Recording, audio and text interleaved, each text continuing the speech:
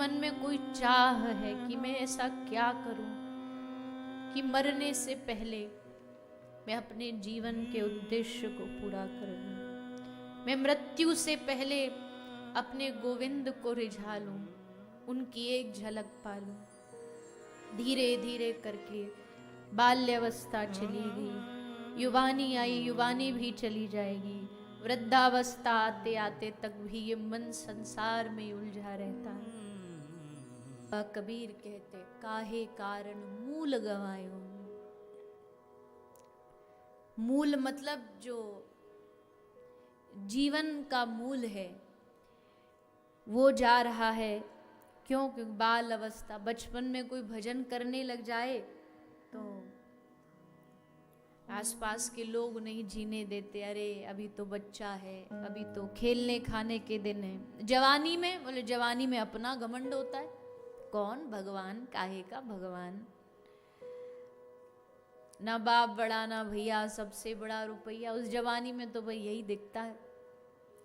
और वृद्धावस्था आते आते बोले शरीर रोगों का घर बन जाता है, फिर चाहे भी आदमी भजन करना तो नहीं कर पाता, इतना शरीर रोगिल हो जाता है। तो वे भजन करें कब? अरे भैया, जिस समय जिस घड़ी जागृति हो जाए, जिस घड़ी किसी गुरु ने हाथ पकड़ के तुमको समझा दिया कि यही समय है, अभी भी समय है, कि जो समय मिला है उसको भगवान के स्मरण में लगाओ, भजन में लगाओ। कर रहे हो काम, कोई बात नहीं, करते रहो, चला रहे हो परिवार, चलाते रहो, पर मन से जागे रहो कि एक दिन ये सब छूटेगा, एक दिन ये सब छूटेगा। एक दिन कोई एक असल घर है जहां ये सब जाना पड़ेगा। यहाँ सबको पता है ना, बैग पैक करके लाए हैं, बैग पैक करके 18 को विश्राम होगा, तो सबको पता घर लौटना है। पर ये भूल जाते हैं कि जिसको हमने असल घर माना है, एक दिन वहां से भी लौटना पड़ेगा। ये भी छुट्टियां ही हैं जो हम अपने घर पे भी आ रहे हैं, छुट्टियों पे ही आए हैं, छुट्टियों के बाद जाना है घर। तो जहां जाना है उसकी थोड़ी तैयारी तो करो। कहीं घूमने जाते हैं 10 दिन के लिए तो 1 महीना पहले से तैयारी शुरू हो जाती है, ये भी करो, वो भी करो, ये रखो, वो रखो, ये कपड़ा चाहिए, ठंडी है तो ठंड के रखो, गर्मी है तो ऐसे कपड़े रखो। कितनी तैयारी करते हैं हम। उस घर जाना है, भगवान के पास जाना है। अब देखो ये सारी जो कथा है उनके लिए जो सचमुच भक्ति करना चाहते, जो अब कुछ ऐसे भी होंगे जो करें अरे छोड़ो ये सब बातें, हमें कहीं जाना वाना नहीं, तो एक ना एक दिन उनका ये घमंड टूटेगा, ये अभिमान टूटेगा। और जब भगवान के सामने जाएंगे तो भगवान पूछेंगे, जैसे मैं कई बार कथा में उदाहरण देती हूँ, एक बच्चा जब गर्मी की छुट्टी पे जाता है ना तो मास्टर जी फ्री नहीं छोड़ देते उसको, होमवर्क देते हैं, होमवर्क पूरा करना पड़ता है। होमवर्क पूरा कर लो और फिर आराम से खेलो कूदो तो समझदार हो। और बिना होमवर्क पूरा करके कुछ बच्चे होते हैं वो खेलते कूदने में पूरा महीना बिता देते हैं, याद ही नहीं रहता कि काम भी मिला है, कॉपी खाली, पन्ना खाली। अब जब अगले दिन स्कूल जाएंगे तो पहले तो रात भर नींद नहीं आएगी, कल दिखाएंगे क्या, और वहां पहुंच भी गए तो मुंह छुपाते घूमेंगे कहीं पकड़े ना जाए। तो भगवान ने दुनिया में भेजा, ऐसे ही नहीं भेज दिया कि जाओ मौज करो, वह खाओ पियो घूमो फिरो। भगवान ने कुछ काम भी दिया है, काम दिया है, मेरा नाम जपो, सेवा करो, दीन दुखियों की सेवा करो। ये होमवर्क पूरा करोगे तो ही मुंह दिखा पाओगे, नहीं तो मुंह छुपाते डोलेंगे। पता है काम पूरा नहीं तो छुपते घूमना पड़ेगा, पर काम पूरा करने में आज ही लग जाओ। बीत गए दिन भजन बिना रे। तो अब भजन क्या, चलो बात तो ये है कि लोग पूछेंगे भजन आप कहते किसको? भजन का मतलब है अपने आप को बस भगवान से हर काम में जोड़ देना, अच्छा है तो भी उसका, बुरा है तो भी उसका, जो कर रहे हैं उसके लिए कर रहे हैं, जो भी कार्य कर रहे हैं ये जागृति से करना है कि उसके लिए है, यही भजन है। हर काम में बीच में अगर कृष्ण होगा तो वो भजन है। गोपी कहती बेंदी में बाल कृष्ण, मेहंदी में मोहन प्यारे, चोटी में चोर श्याम, मोती में मुरारी है। उसके हर श्रृंगार में कृष्ण है, उसको हर जगह कृष्ण नजर आता है। तो कुछ भी करो, भगवान को जोड़ दो उससे। विक्रेतु कामा खिल गोप कन्या, मुरारी पादार्पित चित्तवृत्ति, दद्यादिकम मोह वशाद वोचद, गोविंद दामो दर माधवेति। श्री बिल्व मंगल जी ने कहा कि गोपी विक्रेतु जब माखन भी बेचने जाती है तो उसमें भी उसने कन्हैया घुसा दिया। क्यों?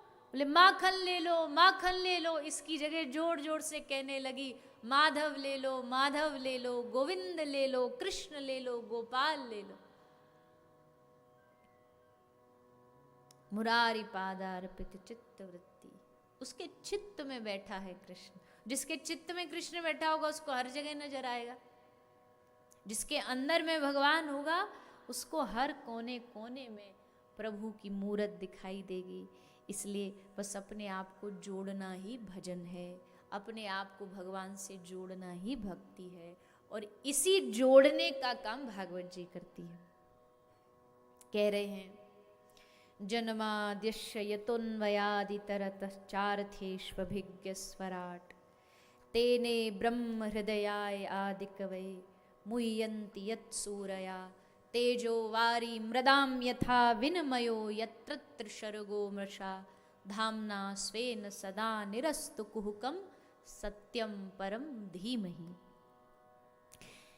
जगत का संबंध है भगवान से। ये जगत क्या है? ये संसार एक मोती की माला है जिसको कृष्ण ने अपने गले में धारण कर रखा है। अब जगत के आधार हैं भगवान। जगत की उत्पत्ति, जगत का पालन, जगत का संहार, सारा जो है इसका मूल है श्री कृष्ण। इसलिए उनको स्वराट कहा गया है। वो स्वराट है। जन्माद्यस्य यतोन्वयादि। आगे कहा धीमहि, हमारी जो धी मतलब बुद्धि है, इस बुद्धि को भगवान को अर्पित करो। पर मैली चादर ओढ़ के कैसे द्वार तुम्हारे आऊं। मैली बुद्धि थोड़ी ना भगवान को चढ़ा दोगे, बुद्धि को पहले साफ करना पड़ेगा। और बुद्धि साफ कैसे होगी? बुद्धि के लिए कोई मार्केट में साफ करने का कोई साबुन मिलता है? बताइए, आपकी मुंबई में कोई मिलता हो अलग से स्पेशल? कोई दुनिया में बुद्धि को साफ करने वाला साबुन, डिटर्जेंट, सर्फ कुछ नहीं मिलता। तो बुद्धि कैसे साफ होगी? तेजो वारी मृदाम। तेज माने अग्नि, वारी मतलब पानी, मृदा मतलब मिट्टी। इन तीन चीजों से बुद्धि साफ होती है। मिट्टी से, अग्नि से और पानी से। पर कौन कौन से? तेज अग्नि। अग्नि कौन सी चाहिए? कृष्ण के लिए विरहाग्नि, विरह की अग्नि। विरहाग्नि समझते हैं? मतलब भगवान के विरह में तड़प। कहाँ मिलेंगे, कब मिलेंगे, कैसे मिलेंगे, क्या करूं जो मिल जाए, इसको विरह बोलते हैं। तो विरहाग्नि से बुद्धि साफ होती है। वारी पानी। पानी क्या? कौन सा पानी? आंखों से बहते हुए अश्रु। जब आंख से भगवान की याद में आंसू बहे ना तो समझो बुद्धि साफ हो रही, मन साफ हो रहा है। संसार के लिए तो बहुत रोए हैं, जीवन भर रोए ही रोए संसार के लिए। उसने दिल दुखा दिया तो रो दिए, उसने नहीं माना बात तो रो दिए, घाटा हो गया तो रो दिए, मन का काम नहीं हुआ तो रो दिए। पर असल में इन आंखों की धन्यता तब है जब ये भगवान के लिए रोए, जब आंख से भगवान के याद में अश्रु बहे। तो वारी, आंखों के जल से बुद्धि साफ होती है। और तीसरा तेजो वारी मृदा। मृदा माने मिट्टी। मिट्टी कौन सी? श्री गुरु चरण सरोज रज, निजमन मुकुर सुधार। गुरु चरणों की जो रज है, गुरु चरणों की जो माटी है, उसको मस्तिष्क पर धारण करने से, अपने जीवन में ग्रहण करने से मन साफ होता है। गुरु के चरणों की मिट्टी में, रज में बड़ी ताकत होती।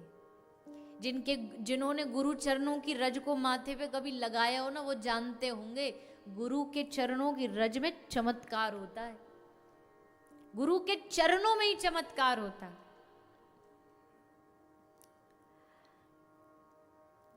गुरु के चरणों में विश्वास होना चाहिए।